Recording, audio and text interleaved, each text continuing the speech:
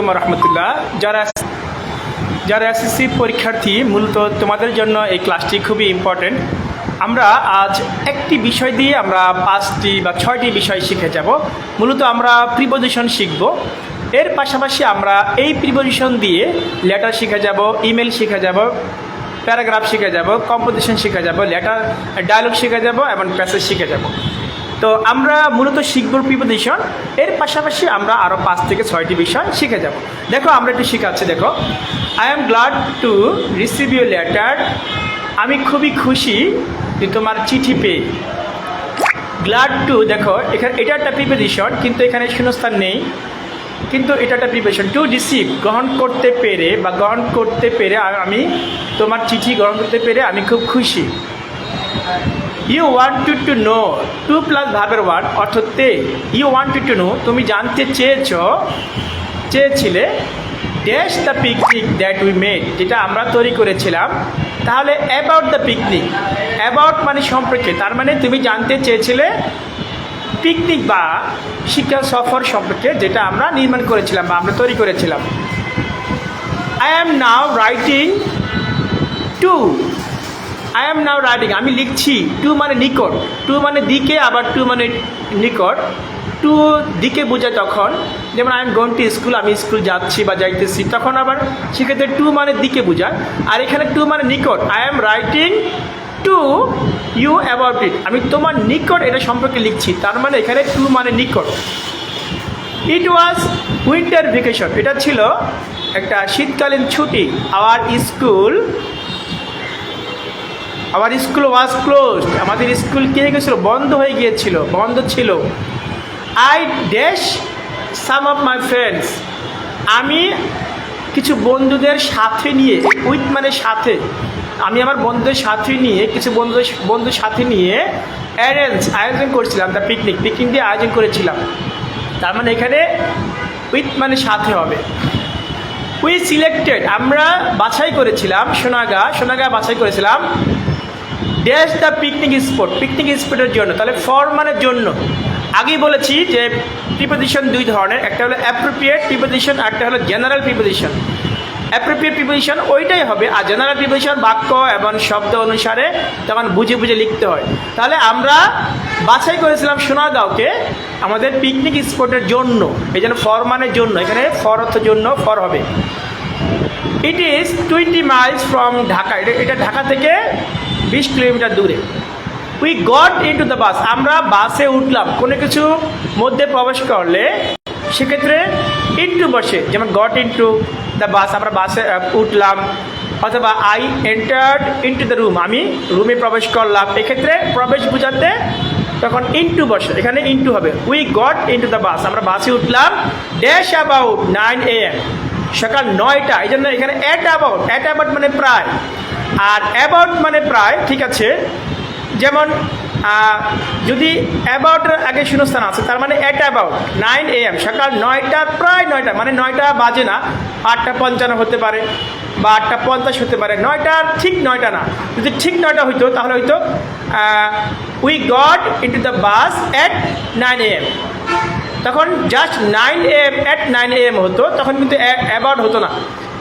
At নির্দিষ্ট time হলে at বসে, কিন্তু যদি প্রায় হয় সেক্ষেত্রে at about. With all necessary utensils and materials, অর্থাৎ উইথ মানে সাথে, অর্থাৎ আমরা বাসে উঠলাম সকাল 9টা বাজে, প্রায় সকাল 9টা বাজে বাসে উঠলাম আমাদের সাথে নিয়ে। তাহলে উইথ মানে সাথে, তার মানে সাথে নিয়ে আমাদের আসবাবপত্র, আমাদের জিনিসপত্র, আমাদের কাপড় চোপড় সব কিছু নিয়ে। আফটার রিচিং সোনাগাঁও পৌঁছানোর পরে, আফটার মানে পরে, এখানে আফটার হবে, আফটার মানে পরে। সোনাগাঁও পৌঁছানোর পরে উই ফিনিশড আওয়ার ব্রেকফাস্ট, আমাদের খাবার শেষ করলাম অ্যাট অ্যাবাউট 9:30 AM, সকাল 9:30। তার মানে 9:30 কী হলো, আমাদের খাবারটা প্রায় 9:30 আগে পরে হতে পারে, এই জন্য at about 9:30 AM। We did not take, আমরা নেইনি এনি কুক, কোনো রান্নাকারী নাই। উইথ আস, আমাদের সাথে আমরা কোনো রান্নাকারী নাই। তার মানে এখন আমরা প্রিপোজিশন শিখে গেলাম। এখন আমরা বলবো যারা এসএসসি পরীক্ষার্থী বন্ধুরা, তোমরা এটাকে লেটার হিসেবে গ্রহণ করবা, অর্থাৎ write a letter to your friend about the picnic. You have made, তোমরা যেই শিক্ষা সফর করেছিলে বা করিয়াছ সেই সম্পর্কিতে তোমার বন্ধুটিকে একটা লেটার লিখো। তো সেক্ষেত্রে প্রথমে আমি লিখবো অ্যাট ফার্স্ট টেক মাই সালাম, প্রথমে তো তোমার ঠিকানা দিবা, তারিখ দিবা, তারপরে অ্যাট ফার্স্ট টেক মাই সালাম, I hope you are well, I am also দিতে পারো।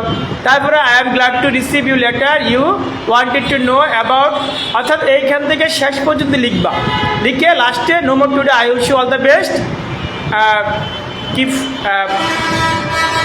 I wish you all the best, write to me soon, এরকম লিখে ইউরস এভার তোমার নাম লিখে দিবে। তার মানে এইভাবে তোমরা একটা লেটার লিখতে পারো।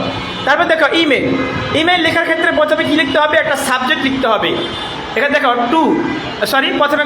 প্রথমে টু মানে কি, কার নিকট লিখবা, যেমন tareq@gmail.com, অথবা তোমার বান্ধবী বা বন্ধুর নাম দিয়ে দিবা, তোমার ক্লাসমেট বা তোমার একটা আত্মীয় স্বজনের বন্ধুর বা তার নাম লিখে দিলা।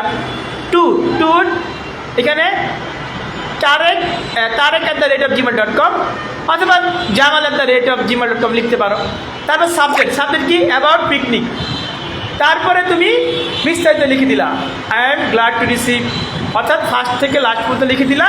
তারপরে no more today I wish you all the best, write to me soon, এইগুলো লিখে তুমি ইমেল শেষ করতে পারবা। তার মানে আমি ইমেল পাচ্ছি, লেটার পাচ্ছি, প্রিপোজিশন পাচ্ছি। আমি এখন প্যারাগ্রাফ শিখবো। প্যারাগ্রাফ যখন আমি শিখবো, প্যারাগ্রাফটা কি পিকনিক, তাহলে পিকনিক যখন প্যারাগ্রাফ লিখবা তখন তুমি এই যে ইট থেকে শুরু করবা।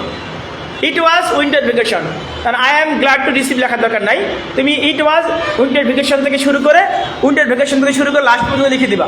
আর তোমার বই থেকে কিছু হেল্প নিবা, বই থেকে কিছু শব্দ, তোমার বই থেকে বা তোমার গাইড থেকে কিছু বাক্য এখানে আর যুক্ত করে সুন্দর করে একটা লেখা, সুন্দর করে একটা প্যারাগ্রাফ লিখে নিবা। তারপরে আমি কি বলছি, তারপরে আমাদের লেটার হয়ে যাবে, ইমেল হয়ে যাবে, প্যারাগ্রাফ হয়ে যাবে। কম্পোজিশনটা একই অবস্থা, ইট ওয়াজ থেকে শুরু করবা।